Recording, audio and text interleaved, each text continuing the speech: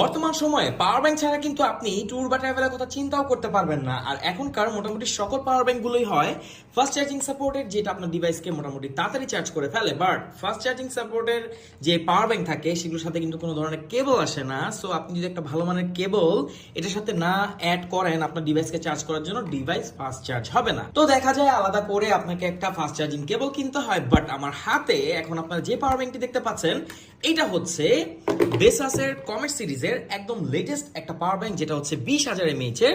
আর দেখেন এখানে কিন্তু একটা না দুটো কেবল দেওয়া আছে, একটা হচ্ছে লাইটনিং, একটা হচ্ছে টাইপ সি। সো আপনার যেমন ডিভাইসে হোক না কেন আপনি এটা দিয়ে চার্জ করে ফেলতে পারবেন। যদি আপনার কাছে অ্যাপেল ডেল ডিভাইস হয় আর কি, অ্যাপেলের যে ডিভাইসগুলো হয় লাইক আইফোন বা এয়ারপডস হতে পারে, আপনি কিন্তু এটাকে লাইটনিং যে কেবল আছে সেটা দিয়ে চার্জ করে ফেলতে পারবেন। এছাড়া এটার সাথে একটা টাইপ সি কেবল আপনারা পাবেন। সো বর্তমানে কিন্তু হিউজ ডিভাইস হয়ে থাকে টাইপ সি কেবলের সাপোর্ট করার মতো।